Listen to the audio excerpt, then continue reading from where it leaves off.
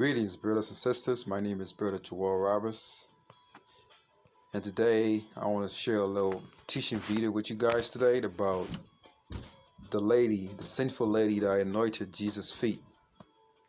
And we can learn two things from her story.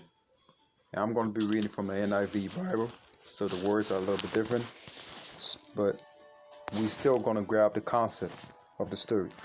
So let's read Luke chapter 7, verse 36 down to 50.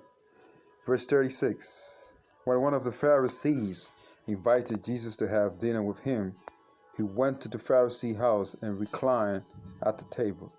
A woman in that town who lived a sinful life learned that Jesus was eating at the Pharisee's house. So she came there with an alabaster jar of perfume. As she stood behind him at his feet weeping, she began to wet his feet with her tears. Then she wiped them with her hair, kissed them, and poured perfume on them. When the Pharisee who had invited him saw this, he said to himself, "If this man were a prophet, he would know who is touching him and what kind of woman she is, that she is a sinner." Jesus answered him, "Simon, I have something to tell you." "Tell me, teacher," he said. Two people owe money to a certain moneylender. One owed him 500 denarii and the other 50. One owed him 500 denarii and the other 50. Neither of them had the money to pay him back, so he forgave the debts of both. Now which of them will love him more? Simon replied, "I suppose the one who had the bigger debt forgiven." "You have judged correctly," Jesus said. Then he turned toward the woman and said to Simon, "Do you see this woman? I came into your house. You did not give me any water for my feet, but she wet my feet with her tears and wiped them with her hair. You did not give me a kiss, but this woman, from the time I entered, has not stopped kissing my feet.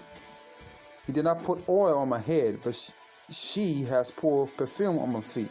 Therefore I tell you, her many sins have been forgiven, as her great love has shown. But whoever has been forgiven little loves little."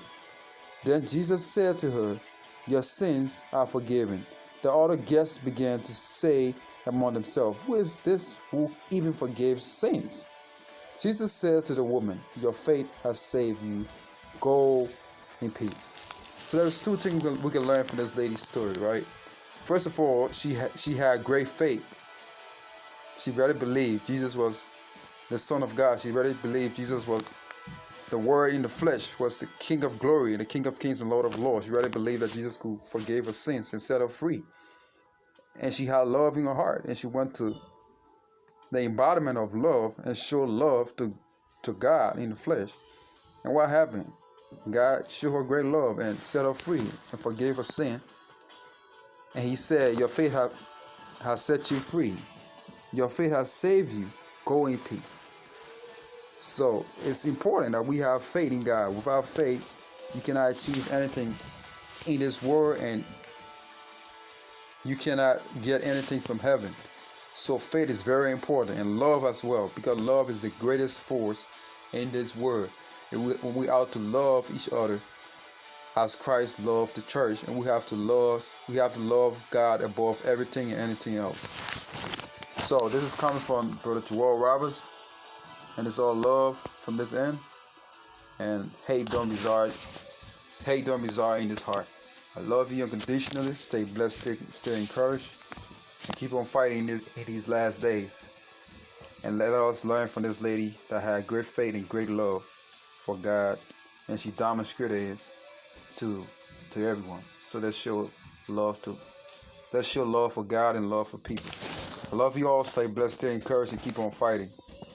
And I'm out. Peace and many blessings. Amen.